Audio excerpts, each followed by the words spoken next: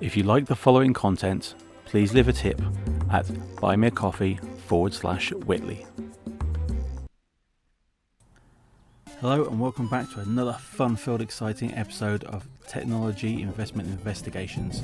Today I thought we would look at the fun world of Nintendo to see if their shares are even worth investing in any way, shape or form.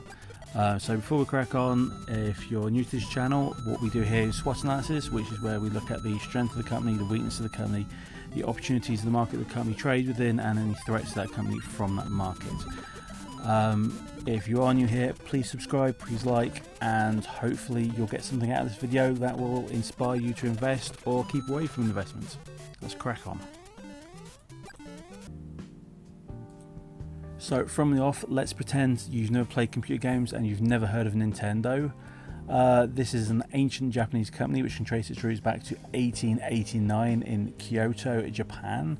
Initially they were a producer of handmade Hanafuda playing cards, and the company has obviously had an interesting transformation during the 20th century. Pure tenacity to get to this point. The pioneers in the video game sector. Nintendo introduced the world to home gaming consoles and a lot of iconic characters that have become cultural icons.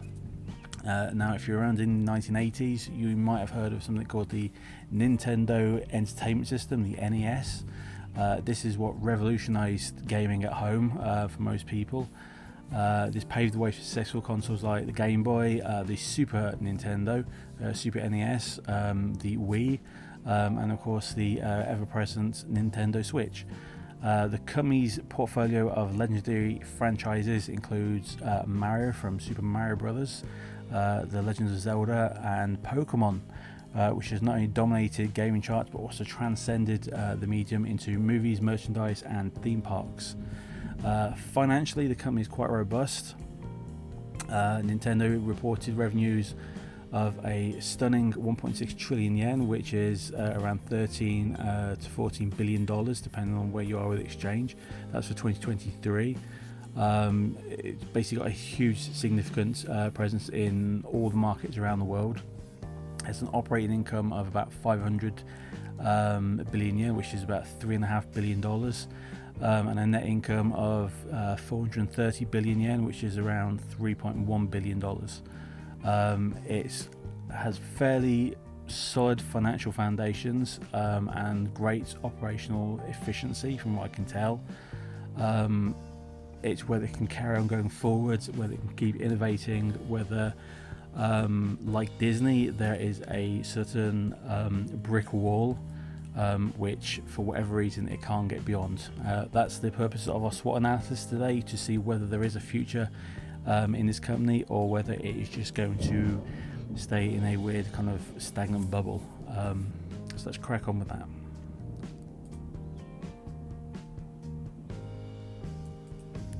So starting off with strengths as usual. Nintendo's strengths are rooted in its iconic brand recognition. Obviously the hardware and the exclusive game franchises. For most generations that have grown up today, except unless you're very old, Nintendo is actually, it's like saying Hoover. For a lot of people, Nintendo generally means games console. It means the thing you play at home when you want to play computer games, outside of PlayStation, obviously, which kind of has only really been pushing the boundaries for the past 20 years, but Nintendo's had it there a lot longer. Almost world domination to a certain extent. It successfully carved this niche with its family-friendly entertainment, which boasts strong intellectual property portfolios that expands across gaming technologies, with characters like Mario, like Link, which are now synonymous with gaming culture worldwide. This has produced a rich history for the company and the gaming culture that goes around their products and the wider industry itself. Coupled with the company's financial stability, this has enabled Nintendo to invest in R&D and marketing initiatives that have allowed it to so far maintain a strong market position. Now historically, Nintendo has demonstrated an ability to adapt and evolve, a trait that is evident from its transition from the playing cards, the Hanafuda playing cards, to becoming a leading figure in the current global gaming industry. Nintendo's ability to innovate with its hardware, which was the stuff you had in your living room, to the stuff that you now have in your hand, to the Wii, which introduced the motion controls at home, and the Switch, which is a hybrid of designs of the various bits that went before it. Consumers pour into this market. It's nice and simple to use. It's play intuitive on most of the games, which is incredibly important, and allows casual gamers just to grab stuff and play for 10 minutes and put down and not worry about anything else, or invest completely and emotionally in the game's characters that they're with. It's very easy to use. The company has very positive press. The strategic releases that it brings in, the updates, the constant reemergence of titles, gives it the ability to attract new gamers, but also to allow older gamers to carry on playing and expand their enjoyment of characters that have been around since the 80s. So we're talking 45 years plus games of characters that they've been able to just pick up and have always been there. Of course, you've got new ones that have been brought in that cater to families and kids, like Animal Crossing's New Horizons, which has been a huge and colossal game for Nintendo. These are key drivers of its success. This allows Nintendo's ability to resonate these brands with the audience and maintain a strong emotional connection with a fan base that is currently spanning generations. Very rare for a company to be able to do that, which is why I've only compared this to Disney rather than any other company, because there aren't many companies out there that have the ability to emotionally move into the house with a family essentially, and give them the comfort of knowing that the product they're getting, even with new products, is going to be safe, and allow them to grow with it generation after generation. It's a very, very strong attribution that I can give to Nintendo. It's a very unique situation they're in. There aren't many companies in the world that are in that position. So when we look to Nintendo's future, the new products and strategic moves in the mobile gaming market could present significant opportunities for growth. There are going to be some challenges from the supply chain management, and unfortunately there will be an over-reliance on developed markets, but as it expands into these emerging markets that are slowly growing up, so we're talking China, we're talking India, Africa, as Africa becomes more affluent, this will obviously allow it to grow even further. It'd be fun to know that people are playing Pokemon in the future all over the planet, and possibly on planets outside of our own. Who knows? Of course, there's an exploration of this technology that will be moving into disruptive technologies like Web3, like artificial reality, like virtual reality, which I guess to a certain extent Pokemon does fall under that. It's going to be interesting seeing how they're able to kind of take these characters and license them out to third-party developers to expand what they're doing, and obviously grab a wider audience and lock them in place. So when it comes to the strength for an amateur investor considering Nintendo, despite the fact that the share price is going to be so high, the strengths and the strategic directions that underscore this company, the attributes of the company are not only rich in history and innovation, but there is a degree of evolution in what they're doing. Believe me, there are talks of some of the handheld devices being upgraded for the future and brought out, which would basically conquer the market. I know a lot of people like Switch, the Nintendo Switch, which has been there for a while, as well as the Wii. If they were ever to bring them forward and introduce new technologies with them, wow, it would be amazing. It would fly off the shelves. It's a very strong company, very well established, and it's going to be interesting what I'm going to say next, whether you agree with me on when its weaknesses. So let's crack on with that chapter.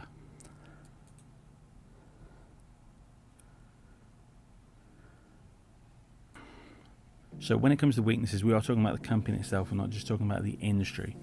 And since it has such a strong fan base, it's going to be interesting to see whether I get any comments now as to whether people just kind of say, no, you're wrong, Philip. But let's just have a look. This is a powerhouse of a company in the gaming industry. It is a leader in the tech field when it comes to home entertainment, but it does have its share of challenges and limitations. Key among these is its conservative approach to new technologies.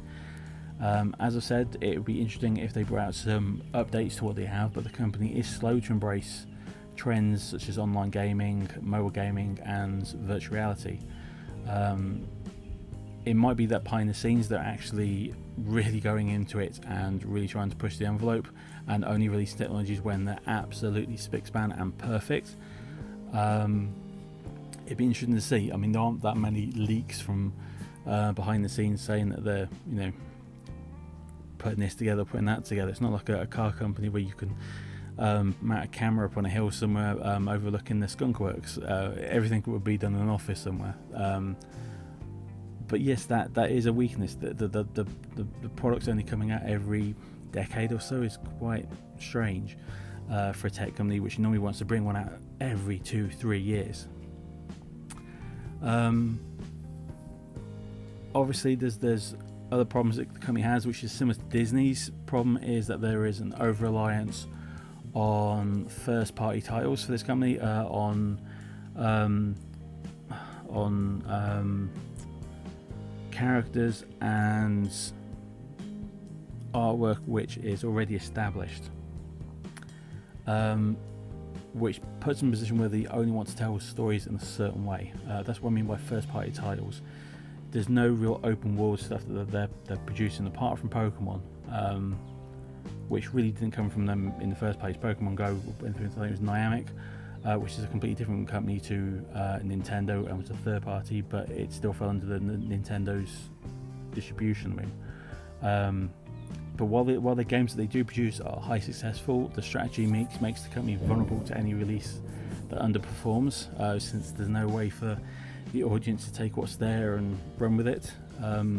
Best comparison to an open world game I would say would be EVE Online, which if it was just a story-led game would have disappeared 20 years ago, but because the players are allowed to do basically what they want in there and take the initial idea and just run with it, it has become still after 20 years a legend in the world. If Nintendo had something like that, and it had that kind of attitude towards its gameplay, there's nowhere it couldn't go. Financially, Nintendo's revenue is heavily dependent on hardware sales, which can be volatile and subject to market saturation, competition, and economic conditions, as you would expect.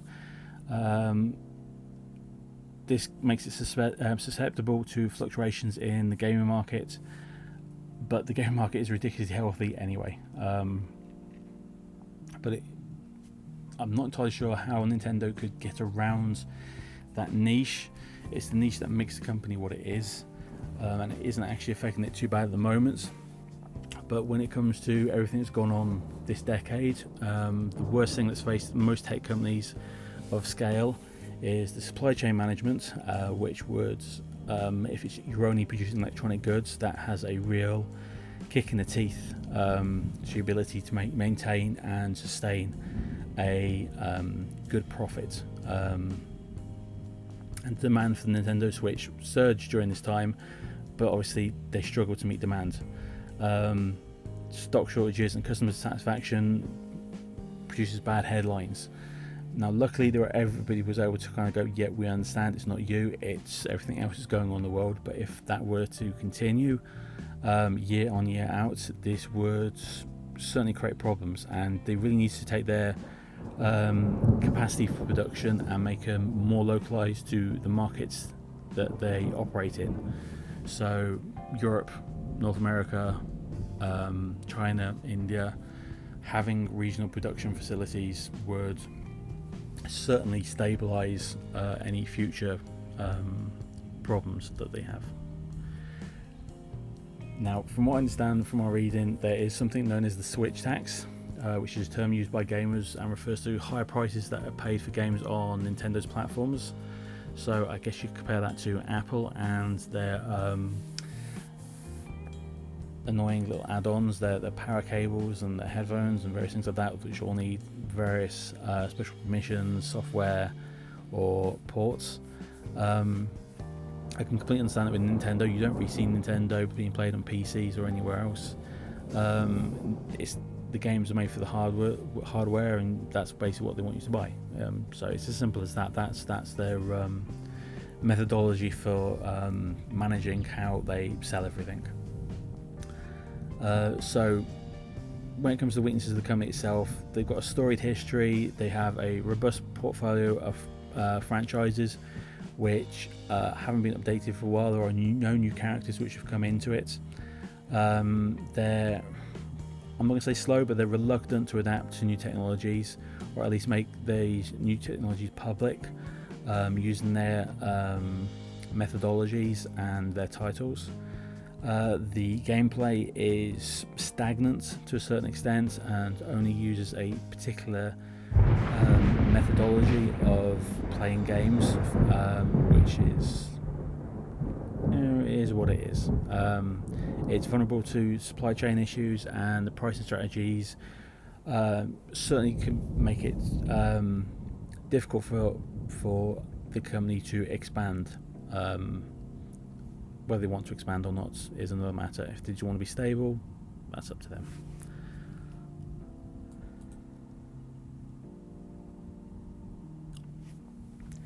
Alright, so let's look at the positives of the industry itself. The gaming industry, let's blast it as quickly as possible. The gaming industry stands as a monumental, rapidly expanding sector. It's blew away the other media markets out there some years ago. It's estimated there are 2 to 3 billion gamers worldwide, which is about a third of the planet at the moment is a regular game enthusiast to a certain extent. That basically means they play more than 10 hours a week. The value of that market exceeds 300 billion. Now, that's the current prices, so if you assume that the market could double still, and the price of goods going up constantly, I imagine by the end of this decade we could be talking about $1 trillion market easily, very, very easily. The growth is propelled not only by direct spend on games, consoles and subscriptions, but by the significant value generated from adjacent industries that allow the games to be played almost anywhere. So we're talking mobile devices, your phone in other words, hardcore gaming PCs and all the peripherals that fall in between all of that. Yes, gaming is essentially it's a part of our culture now. It's very much a part of our world, and could be for a while now. I can't imagine anything replacing that as an entertainment medium. It's very important to a lot of people to just escape from the traumas of life. Now, the onset of 2020 and the big C19 events significantly accelerated the sector's expansion. It grew in 2020 something like 8% off the back of everything that was going on as people were locked up and couldn't go out to theatre, concerts, comedy clubs, nightclubs, various things like that. Everybody stayed in and basically just played computer games. Who knew that would be the end of the world? Now, despite a temporary slowdown a couple of years ago, back in 2022, which you'd expect off such a big rise, the industry remains robust, with projections indicating a rebound as the games become more and more integrated into our daily lives. The Middle East in particular has showing a significant market potential. Think about it. It's quite a wealthy area. People are showing off less and less. It's less about the bling that you wish to have in that area. As new generations come and go, they're getting more and more kind of just like, what about my entertainment to kill 10 hours this week? Then they're going into gaming rather than trying to show off to the neighbours. There's a lot more of that going on. You can see it in most kind of migrant communities around the world to a certain extent. There's less need to spend all day trying to show off and work. People just want to have fun. Live a life of just getting away from everything, I guess. I don't know if that makes any sense. But I suppose, there's a social aspect to gaming, and it's been a significant driver of this growth, transforming the industry into a vibrant community where gamers not only play but interact, compete and socialise. This is becoming the new norm. I think about how many games I play online where I'm talking regularly to people around the world. It happens. It's become a new type of community, essentially.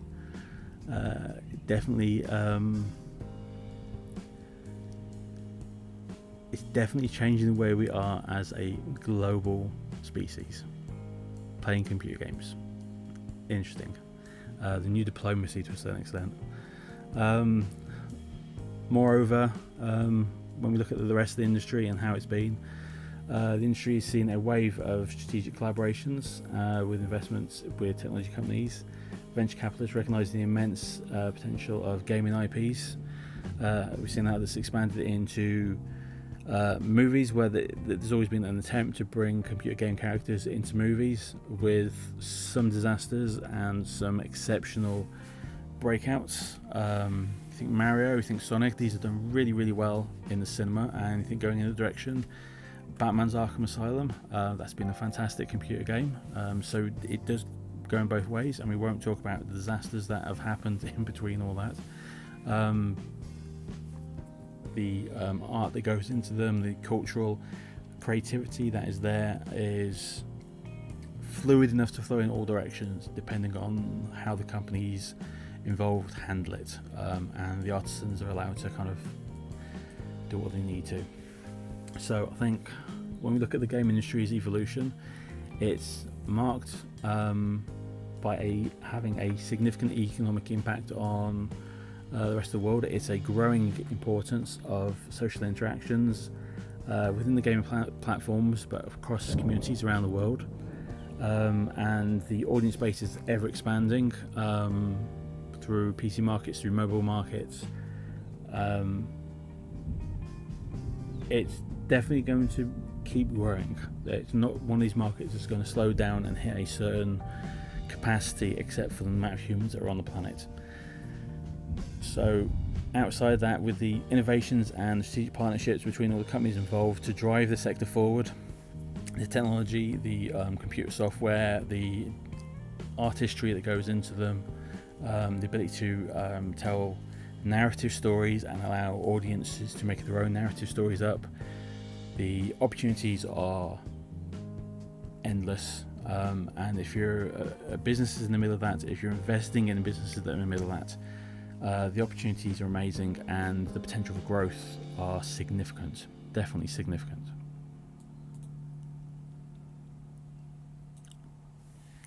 So if you try to get out of this euphoric state of just like, wow, gaming is wonderful, let's try to look at the negatives of the industry itself and see what can hold it back, what will slow it down, what will create the storms that are going to emerge within it. Despite the remarkable growth and innovation, there are several significant criticisms and concerns that will warrant attention for any potential investor in any of these companies. One of the most pressing issues, and one that a number of companies have already dealt with around the world, China in particular has really had a crackdown on this, and there are a number of states in America which they're starting to ban games and mobile phones from under 14-year-olds. But that's gaming addiction, which is now recognised as a global mental health condition by the WHO. The global prevalence of a gaming disorder, as it's described, is estimated between 3 to 4% of gamers, translating to roughly 100 million individuals worldwide. Not a smaller number. This addiction is partly attributed to game designs that provide instant gratification and encourage daily engagement, potentially overshadowing real-life responsibilities and development. Yeah, I can definitely see how a computer game has taken over people's private lives. But I wouldn't say, I don't know if I've ever met anybody that's had long-term problems with the computer games, but I'm quite old, and the computer games I got into were narrative games before they became open world games. So I think that there might be quite a few younger people that experience the games the way gamblers experience gambling, with that rush of endorphins every time they get something right. It's definitely an area of concern. The other areas that I've come across in my research are the elevated risk of aggression and desensitization to violence. This is an old accusation that's been thrown at computer games since I was a child, and the extent to which this violence impacts certainly young people growing up is an area for debate, and the research can't quite pin anything down on anybody. Generally, a lot of this aggression comes down to parents not being able to parent, essentially, and not socially engaging their children, just leaving in front of computer games. I think they would have been like that even if they were just left in front of books. But that criticism is there, and a lot of politicians are certainly worried that games are creating zombie-like generations coming up. I'm not seeing it myself, but if you think about the drop in testosterone around the world, it is mainly in countries that have very high gaming cultures, so maybe there is something there for us all to worry about. I think it's to do with that need to escape from the real world, and it leads to a neglect in personal development. I can see that becoming a problem, but I can't see how politicians would rein it in apart from shrinking the market for children and only allowing it to be accessible by adults, and limiting accessibility to children. I don't know. It could have a serious knock-on effect, but I think the size of the market would be hard for politicians to justify. But you never know. You're going to see some of it in different parts. It might ebb and wane. There'll be scandals. Think about Mortal Kombat, how gory that was. I don't know how that's going to come on. Of course, like I've said with gambling, there's the microtransactions to get on the game, which encourage a compulsive spending behaviour, chasing loot boxes and things like that for cash.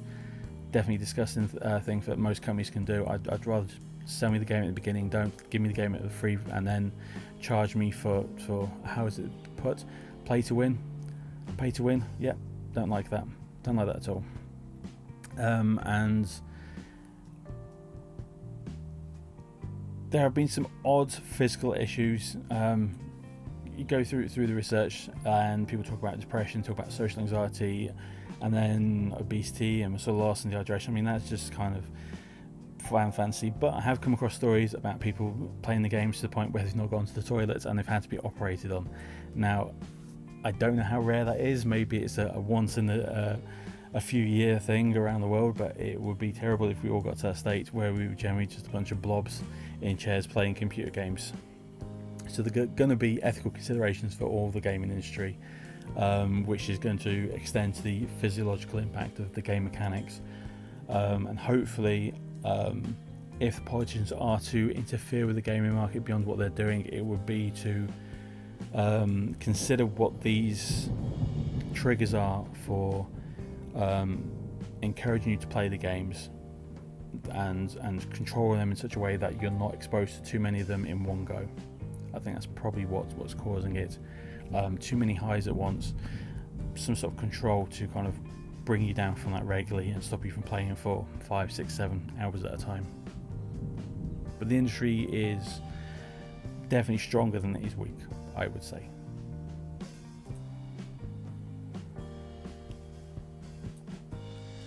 So to conclude, if you're going to invest in Nintendo, you're essentially investing in a huge whale within the gaming industry. There are pros and cons to that. The pros are quite simply, it's a well-established market, it has huge economic growth and innovation potential. The social and educational benefits are enormous, well received and well understood. The pros blends bizarrely into the cons when it comes to mental health, in that both it's a good thing for people's ability to socialize digitally with communities of like-minded people around the world who enjoy playing games the same way. It's great for reducing stress, improving people's mood. It has very good positive effects in that respect, but there's also an instant mirror in that it prevents people from going out and talking to people around the world, which generally leads to social anxiety, which then increases stress and decreases your mood. Very odd kind of swings and roundabouts when it comes to that. The addictive nature of this is well understood, has been for a number of years now, and this leads the industry to have to examine the ethical and societal implications of putting games out there that have instant fixes, as well as the economic exploitation of gamers through in-game purchases and pay-for-play methodology in their products,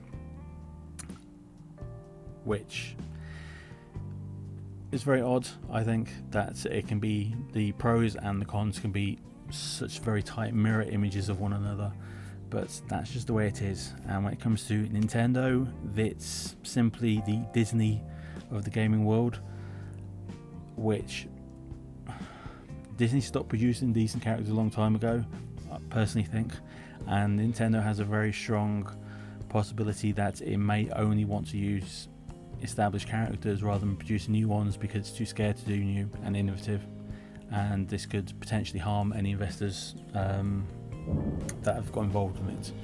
But that's entirely up for you. I want you now to go out there, don't play the game, do research into the company itself, not the games. Look at the finances behind it, look at where it looks like it's going, and then decide whether you want to invest in it or not, because that's your job. All I'm doing is giving you my opinion on the strengths, the weaknesses of the company, the opportunities and the threats of the market. Simple as that.